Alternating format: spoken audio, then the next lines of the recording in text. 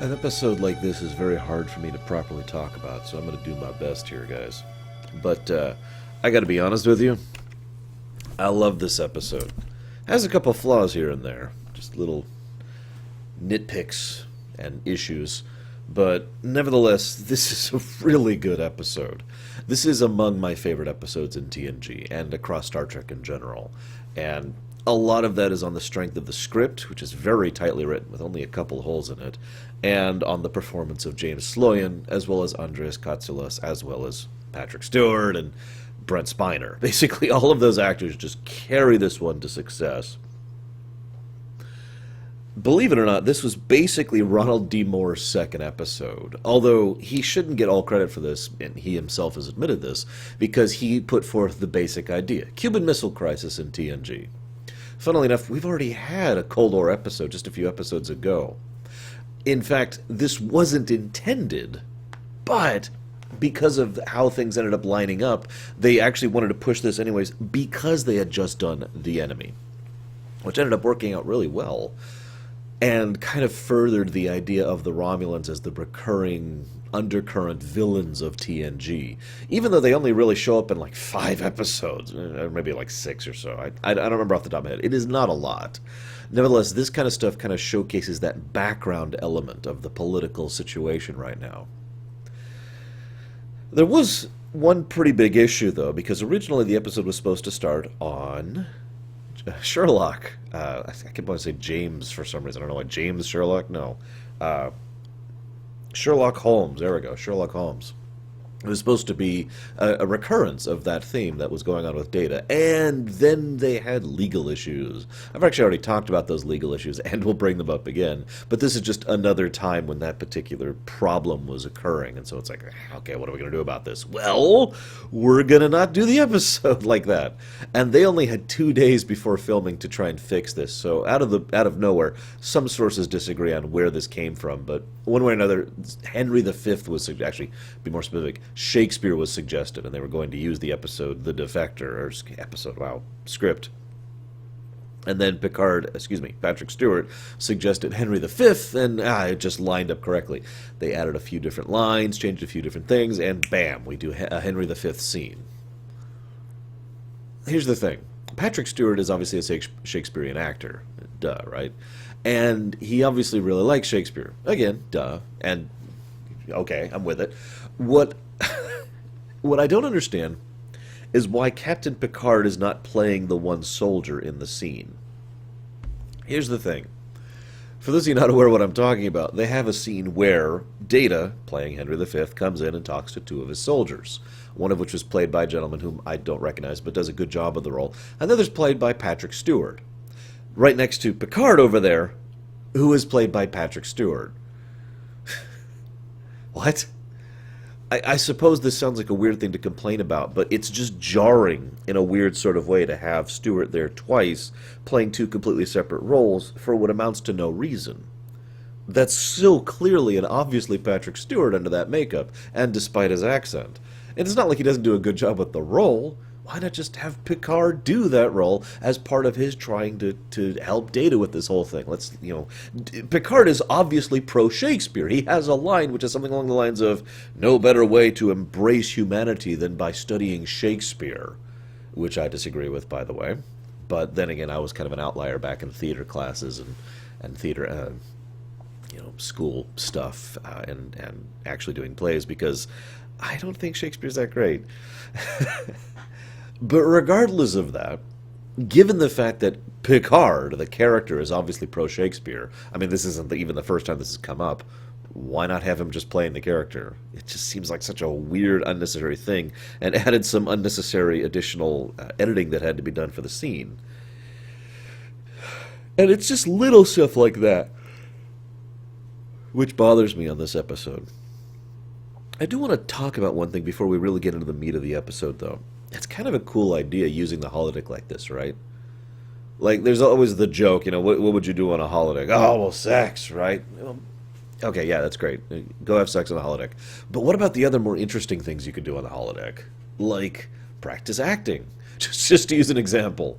Like, okay, surely everyone out there, at least to some extent or another, can come to me and say there's something you would like to pursue as a hobby that the holodeck would just enable you to do, right? If you don't understand what I mean, let me use a slight variation of an analogy here. I used to be really into video games. I'm not anymore. I quit video games years ago. I'm sorry, I know some people can't understand my sarcasm. I've been playing video games since I was 3. And I was very lucky, and I mean that with total sincerity. I was fortunate because my parents were financially stable enough to support that hobby, in addition to being the kind of people who wanted to encourage me into things that were interesting to me. Video games were not my only hobby as I was growing up, but they were the most expensive one. Now, I mention that because those two elements are crucial to developing your own interest as you grow up. The resources to have access to pursuing your hobby, and the availability of being encouraged by whoever your growing up people are, your parents, basically. The holodeck solves one half of that equation perfectly, because you don't have to worry about where do I get the painting supplies, or where do I get, you know, I need acrylics. I want to try watercolor. I'd love to do some stuff with dyes and cloth and wax. You know, there's all this stuff you can do, but it's okay. Go on the holodeck, bam, problem solved. You have all those tools and supplies available. In fact, if you're like, I'm not really feeling this acrylic, you could just switch to another paint type just like that on the holodeck. It's great. And of course, this goes for acting as well. Let me explain this in a slightly different take. And I'm curious, honestly, of your thoughts on this. How many of you have tried acting at some point in your life? Probably in school. You know, school plays are a pretty big thing, and school theater, depending on the school, tends to be something that's pushed. I mean, when I was going to high school, for example, we had a huge theater department. It's when I really started getting into theater, working on the acting, directing, lighting design, and music, sound design aspects. Oh, and camera. I actually did camera work, too. I forgot about that. The whole theater we had, which was fun and awesome and interesting. But I know I had this problem, which is funny because I'm a massive extrovert, and other people have this problem too, of getting that foot in the door, because it's like, right? I mean, even if you like interacting with other people, there's always that kind of about having to act in front of other people, and when you're not good at acting, and you know you're not good at acting, and you flub your lines, and you screw up, right? And you're embarrassed, you're humiliated, well, just go on the holodeck. Because in the holodeck, you have the best of both worlds, for good and for bad. You are acting in front of people who can react to you, because you've basically got the other characters set up as NPCs, but they're not going to judge you for screwing up badly. Or if they really do start, you know, if the computer's like, hang on, that's not what you're supposed to say, you can just freeze program and rewind a few lines, right? Try again. I just think that's a cool concept, and I wish we saw more of this kind of using the holodeck as a tool of establishing and developing learning and interests. But I digress. This episode was the first one to really use several things, most notably the new models, the new big ol' 4-foot model for the Enterprise, as well as the new Dederadex model, which would be used many times in the future. And this is the first time we see the Romulan scout ship, which would be used a few times in the future as well. And obviously I'm watching the Blu-rays for this, but I actually bothered to pull up an old copy because I still have the DVDs over in storage, so I pulled that out and looked at it. And even back on the DVD, you can kind of tell the quality difference, so that was a nice little touch and added a little bit of more, I suppose, believability to the overall scenario. I also liked the tension of the initial setup, because this is one of those episodes that could work on its own, but works so much better in the wake of the enemy. In the enemy, there was this huge big deal about crossing into the neutral zone. Hey, don't go into the neutral zone, blah, blah, blah, blah, blah, blah, blah. And then what we see is a Romulan scout ship racing away from a Romulan warbird, desperately trying to get away, and they're in the neutral zone, which is already like, And then they enter Federation territory, and it's like, okay. And all of that tension is just sort of automatically there. There's this wonderful scene where James Sloyan is awesome. It's every scene he's in. But I want you to do me a favor. If you watch this after me, or if you have watched this, so if you watch this after this, or oh god, I'm using my words wrong. Rewind. If you watch these after my ruminations, or if you don't watch these at all, I encourage you to rewatch this episode after listening to me and pay attention to James Sloyan's face. He's the one who plays Admiral Jarek. He does a lot of little details that, as a director, I look at and I say, yes, that's exactly what I want you to do. I want you to do those little things. They're microscopic little things that add to the believability of the character and make so much sense, especially on second viewing, once you know everything that's going on, once you know that's Admiral Jarek and everything that he's been through. Little gestures with his eyes, or just kind of tight little expressions that only last for a second. Wonderful little details. I'm only going to mention one towards the end of the episode, but it's good stuff across the board. And there's this great part, too, where Worf says, the Federation would never allow that, and then he just turns and says, then it is war we're talking about, isn't it?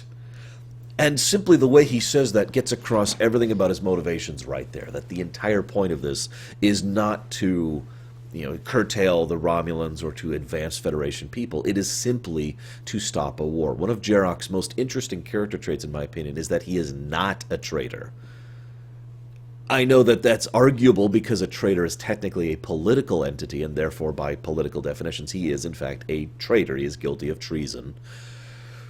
But from a moralistic perspective, from the perspective of, let's say it what it is, reality, this is someone who is actually a fervent patriot of the Romulans, who has defected because of that patriotism, because he firmly believes that what the Romulan government and the Romulan supreme leadership in terms of the military side of things are trying to do is wrong, and that he wants to try and make this better. He has this great line later, which I'll cover in more detail when we get there, with Picard. My daughter will grow up thinking her father is a traitor, but she will grow up.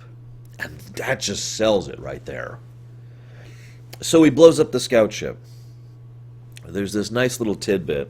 In a lot of television, it would be very tempting, even I have done this before, and plenty of people have done this, I'm sure, to have the comment like, well, at least, Geordi turns, well, at least he left us a nice treat.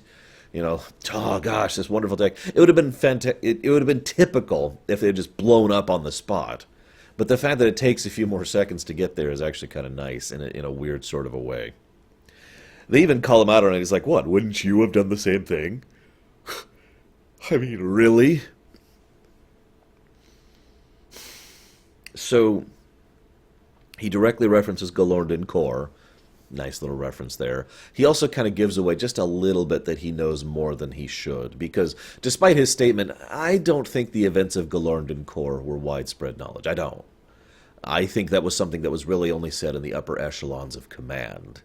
And I think that Admiral Jarek would have been aware of that incident, just like, Commander Tomalak would be. But I bring that up because this is something that I'll be mentioning as we go throughout TNG. There is a almost assuredly completely unintentional story thread that goes through Season 3 and Season 4 about the Romulans.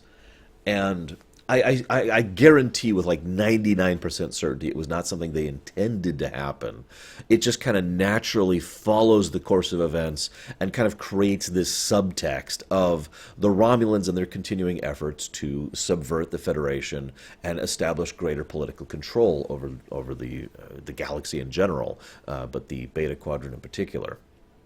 The idea here is they had their issue with Galorndon Core, and that was obviously some kind of initial prelude. Probably not to war, as I mentioned back in The Enemy, but definitely to something. They were beaten there, so they're like, okay, we're going to get a little bit more complex with our next issue. And they go ahead and arrange this whole situation with one of their own. I mean, I feel like Admiral Jarek was just the next guy in line, because you can't tell me there aren't other Romulans who aren't questioning this, questioning the whole high command party line doctrine thing. That's how that usually works, right? And I'll talk about the party line thing a bit later, too. So Jarek, defects, and they've got this whole situation ready to solidify things back home, and I'll talk about that later as well. But because of the Klingons, well, that doesn't work. Well, obviously the Romulans are going to have to kind of go in a new direction soon. So they start getting even more subversive, even more subtle and nuanced, and start working through other people and trying to deal with other people so that the Romulans themselves never even really show themselves, not until they've already won. And anybody who's seen TNG kind of knows where I'm going with this, because this leads naturally into redemption. Now, I just want to address something really quick. Yes, I do watch Sci-Fi Debris, and I've noticed he's mentioned the same theory as well. For reference, I didn't get the theory from him, though. This is a theory that me and my friends actually were talking about many, many years ago, long before YouTube or the internet was really that big of a thing. So I only mentioned that to get across the idea. No, I'm not aping Sci-Fi Debris. This is just a natural progression of story flow that just made sense to me and made sense to my friends, Joel and Vincent as well, because this just makes sense, right? Anyways. Where was I? So, he references Glundin Core. He insults Worf and Klingon. I like him. I love that little bit. They bring him in. He can't. There's a couple of little nitpicks, like the fact that the computer apparently doesn't know how to do Romulan degrees. Now, the thing that weirds me out about that is the universal translator's a thing, right? So you'd think it would just be able to say, oh, okay, well, that's such and such in whatever degrees we have. Now, the argument here is that maybe they have no reference for that degree. So therefore, even though it's hearing, put it into such and such degrees, it doesn't know the measurement system and therefore can't do it. That makes sense. But that's not what the computer says. And I hate to get really nitpicky here, but this computer says this is programmed for Celsius only. You can't tell me every alien and every visiting dignitary and every random new people happens to use Celsius. Just in the Vengeance Factor, we had the Akamarians come on board. Did they use Celsius? Right? My point is, it felt like a weird thing. Its purpose is obvious. It's to make him feel even more isolated than before. But I feel like it's a little bit clumsy in its execution of that idea. Before I sound like I'm bashing this episode too much, I want to then praise something that happens in the very same scene. He pulls out a little circular disc out of his boot, and he just looks at it, and ominous music plays. That is a nice touch. It's a full-on subversion. It is playing with your expectations, because we already have plenty of reason to mistrust the Romulans, and it's like, oh gosh, what's going on with this? Spoiler alert, that's what he uses to commit suicide later on. And of course it makes perfect sense that Jarek would have taken that. In case A, he didn't actually get away, so before the Romulans can take him back, and B, in case the Federation wasn't really that receptive. The fact that he just looks at that point, in my mind, shows that Jarek is already thinking about taking it. But he's like, no, I'll give it a few more tries. We'll see what we get out of this. There's this little tidbit where the computer... There's a lot of little touches they do well in this episode. There's this bit where the computer voice is on the bridge, and then Picard goes into his ready room, and the voice actually adjusts and shifts to follow him into that ready room. That's actually a really nice touch, and the kind of thing we don't see that often in Star Trek, especially up until this point in time. Little touches like that really help this episode. There's another little tidbit. There's this one security... There's actually two, but there's this one main security guard, an ensign. He doesn't have any lines. And he's in... I think every scene... There's actually one I don't know off the top of my head, but he's in every except for possibly one scene that Jarek is in. Just in the background. Just standing there watching guard. Again, a nice touch. Because of course he's there. Because of course they have him under security detail. Why wouldn't they? It's something that doesn't necessarily need to be called out, but its inclusion adds to the believability of the episode.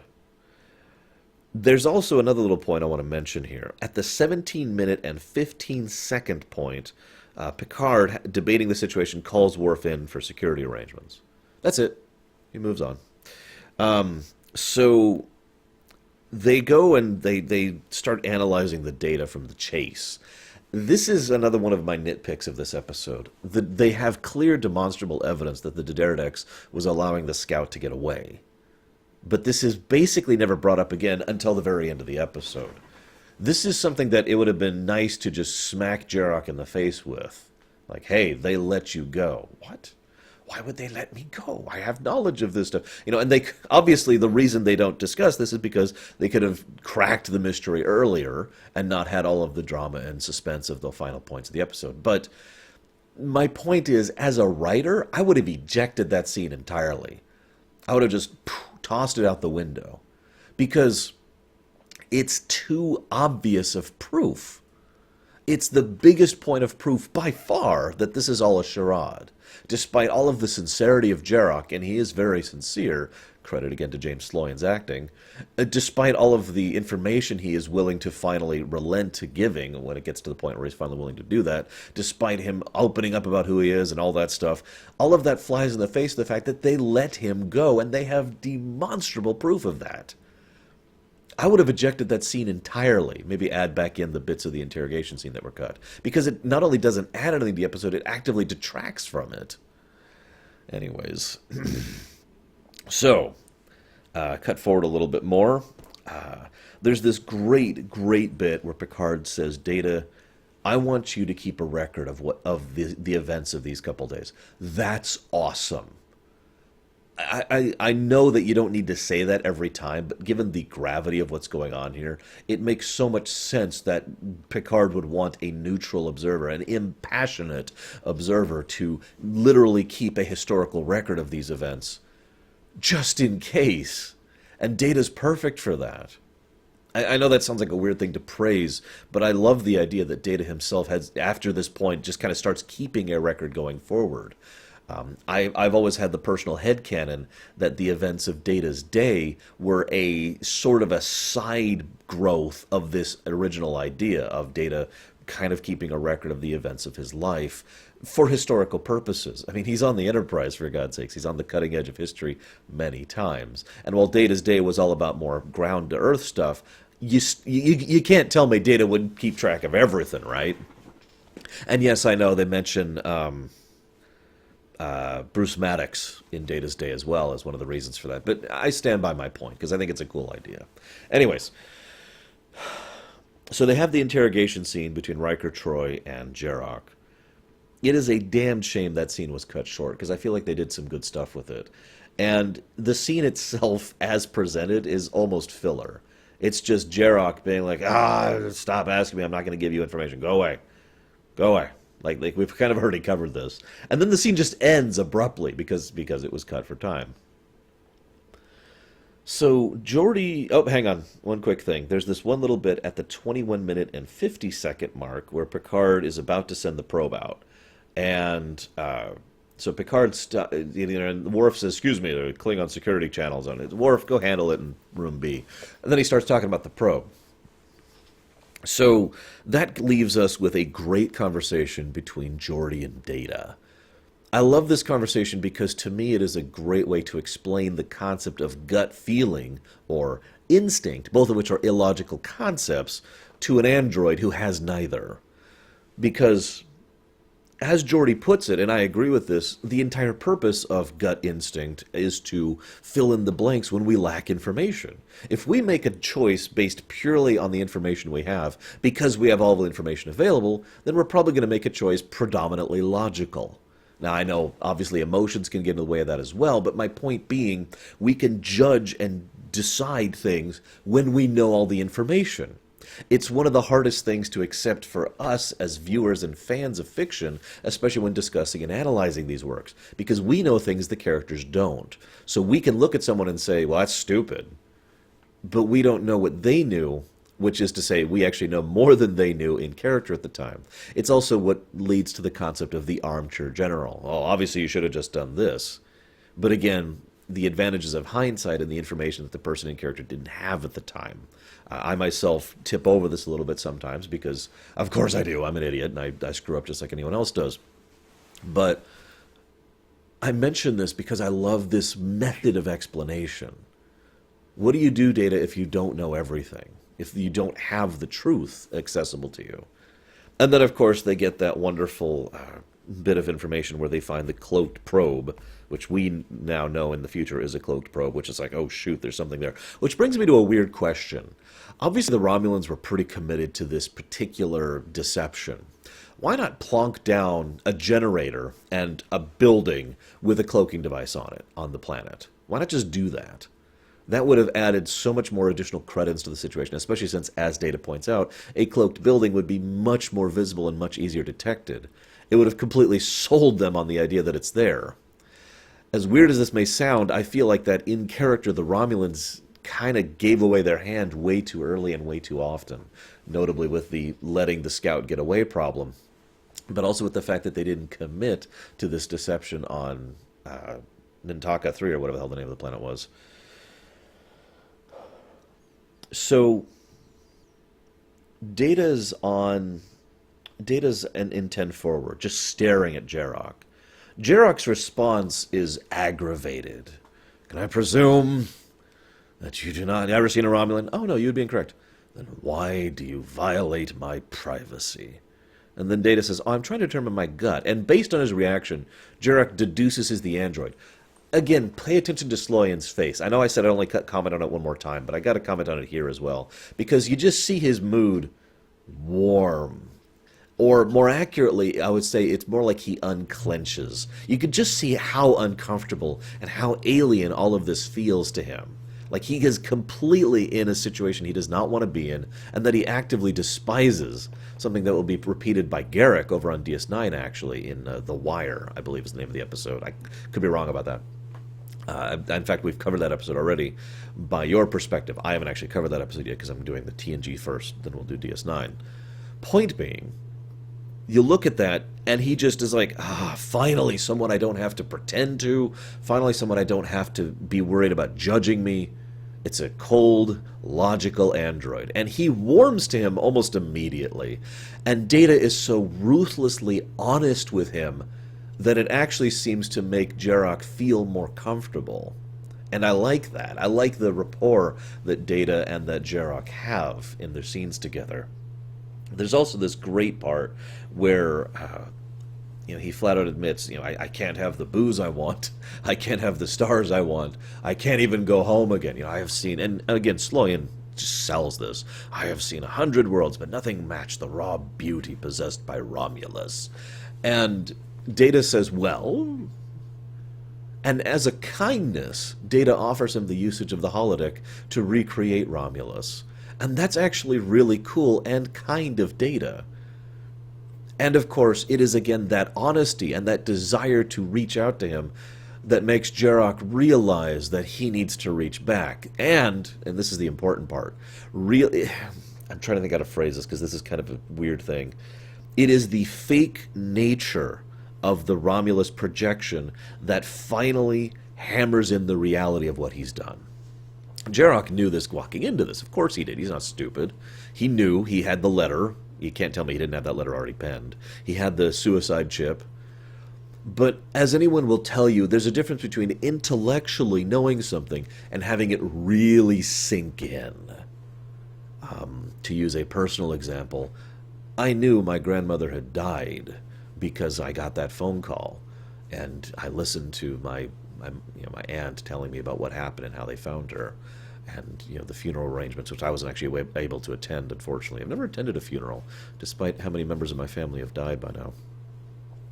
But it took until a little while later, a few weeks on actually, when I was doing something with a quilt, and I was that sounds weird, but I was folding up the quilt to put it into storage. I'll just go ahead and be honest about it, because I was just sorting through my room, and I realized that that was the quilt that she had made and given me. And I looked at it for a moment, and that was the moment that it actually sank in for me, that I realized that she was gone. And that's when it really hit me, and that's when I really reacted to the situation. Even though I intellectually knew it for weeks at that point, it hadn't fully been processed. And I feel like that's what happens here with Jarok. It finally processes for him that, yes, I am gone. I have already put everything on the table. It is time to commit.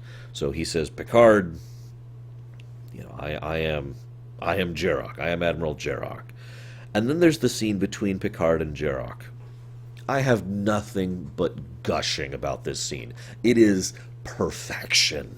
And I mean that with total sincerity. Every little movement, every tone, every little directing, it's just absolutely flawless.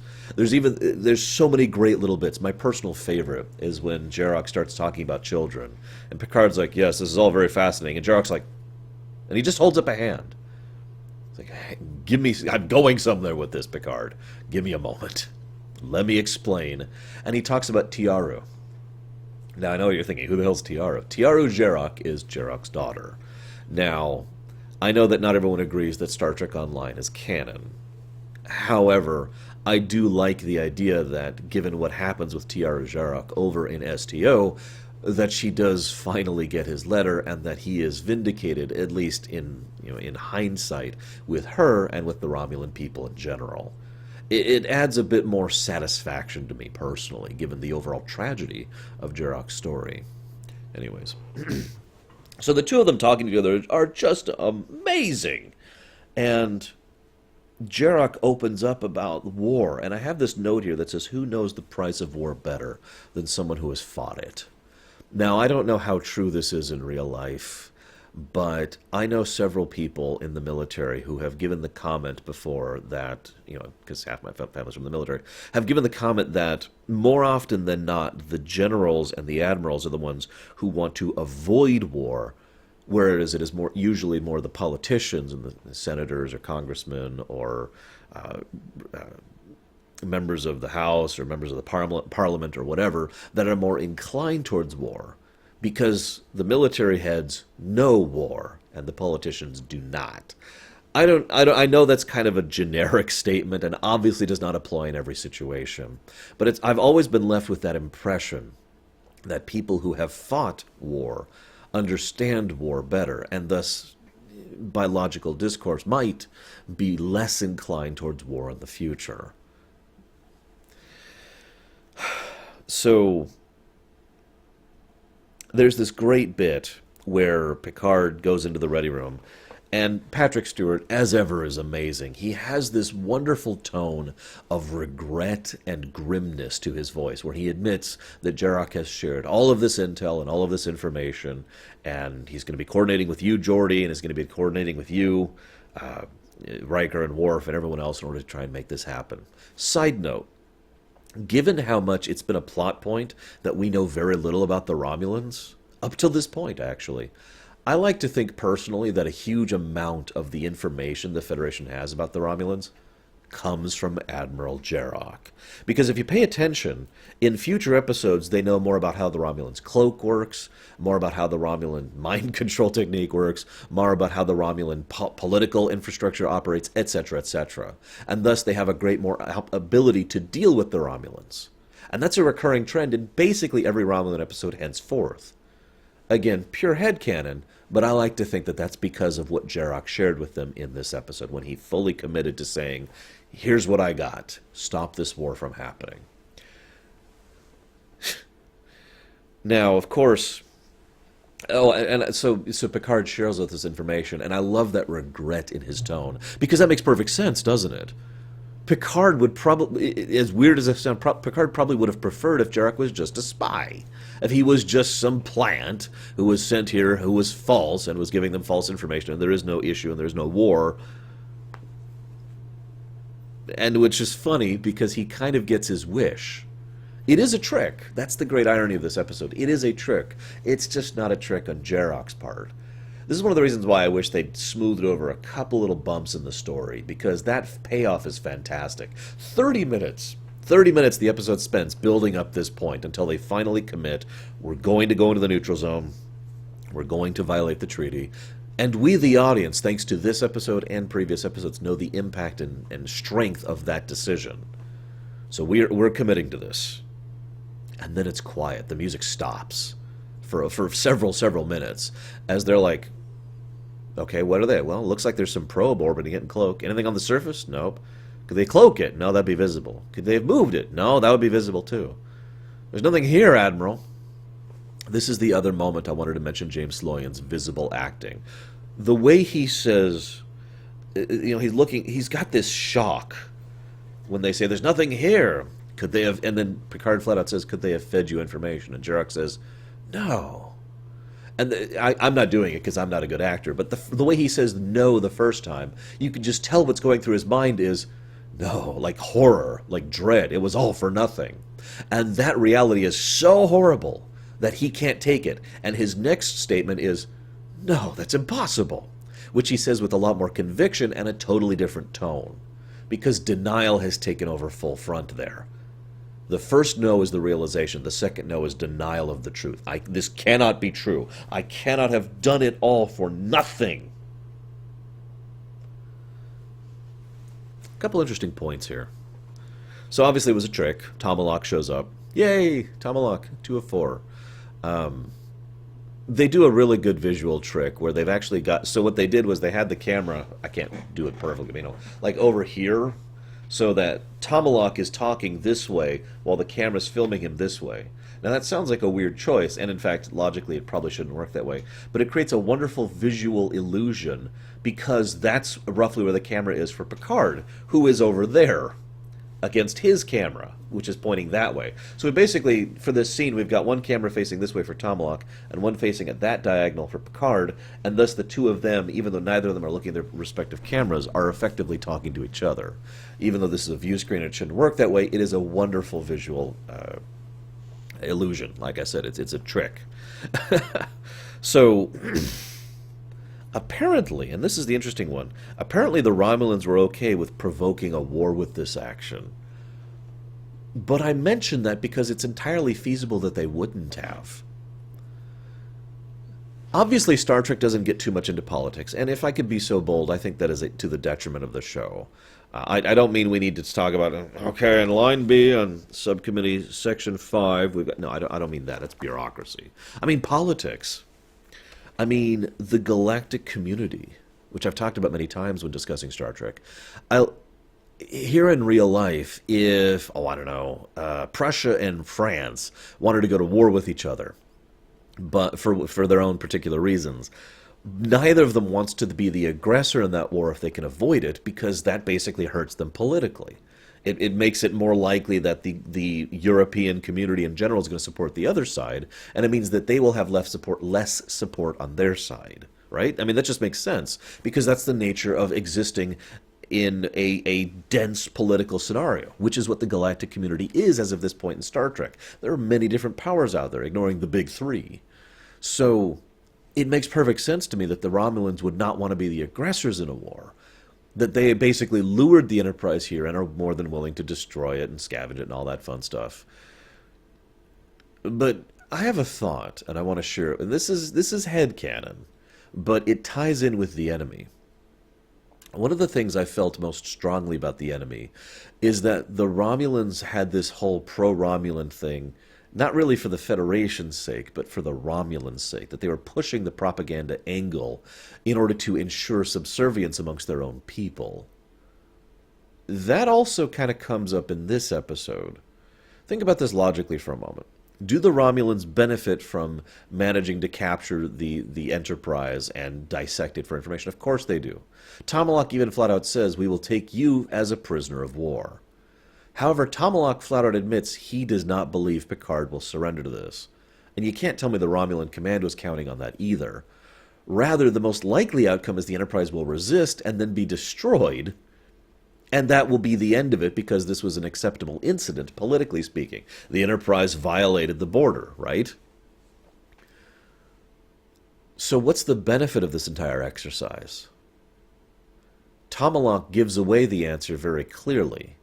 He says, we will hoist up the hulk of the Enterprise in the central city, a capital city of Romulus, and it will be a symbol to everyone. And he mentions, it'll be a symbol to our enemies, but more importantly, a symbol to our own people, to ensure that they remain loyal, to ensure that any future traitors or treasonous thoughts will be quelled by this vision of what happened when the great Admiral Jarek went traitor.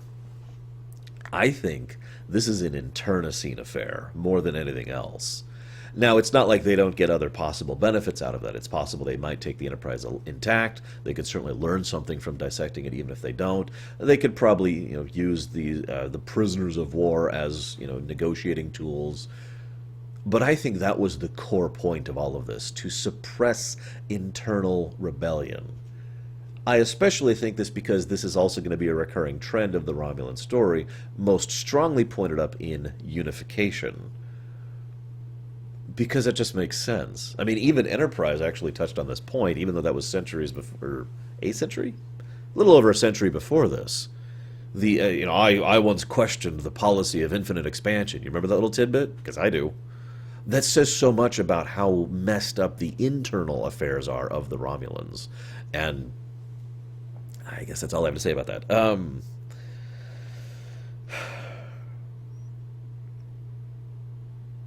So then Picard there's this wonderful little tidbit, which I've actually skipped over, where the Romulans are there, and Mr. Worf says, "Sir," and then Picard says, "Not yet, Mr. Worf. This is just a tap on the shoulder."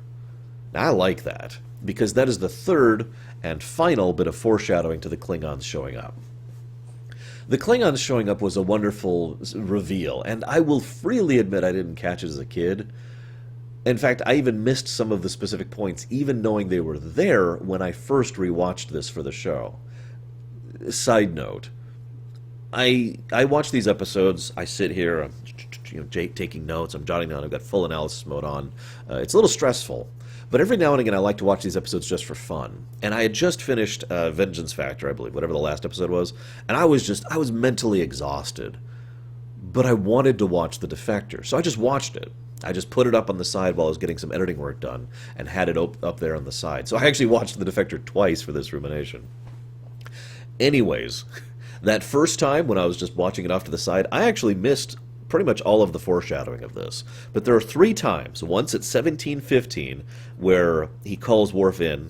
Once at 21:50, when there's a Klingon security call or whatever. And once right at the conclusion when Worf says, "Sir," and Picard's like, "Not yet." I mentioned that because that is another reason why I mentioned that this script is so tightly written. Because this was obviously planned out in advance that the Klingons would be able to successfully pull them out of the fire that they're in this situation. Now, I have no idea what the hell those birds of prey are. They're gargantuan for some reason, and there's only 3 of them, and I mean 3 birds plus a galaxy against 2 Dederdecks. I'd probably still vote for the Dederdecks there. This is one of the problems, that even though Season 3 is obviously doing better, and is being better presented, and has more support, and blah, blah, blah, I really feel like if this exact scene had happened much later in Star Trek's history, when budget stopped being a concern, that we wouldn't see 3 Klingon bird of preys. We would see like a Katinga, not a Katinga, excuse me, a Vorta. Maybe 2 Vortas, and like 5 birds of prey, right? To better sell the nature of the situation. Like, okay, so we have evened out the score. You have 2 big old capital ships. We have 1 big old capital ship, 2 medium cruisers, and 5 attack destroyers. What's it going to be? And that then sells the idea that they're more evenly matched. Tomalak flat out says, you will die in our folly too. I also like how Tomalak gives that little smile and nod as he's been defeated. I look forward to our next meeting. I get the impression, although I have no evidence of this, that Tomalak always had a little bit of respect for Picard in particular, for the fact that Picard was able to outmaneuver him without being aggravating about it. I've always gotten that impression, that worthy opponent kind of a vibe there. This is such a great episode. I mean, I watched it twice for this rumination. Well, I mean, technically one just for fun, but you get my point. I hope you've enjoyed my thoughts on it, and I hope to see you guys next time.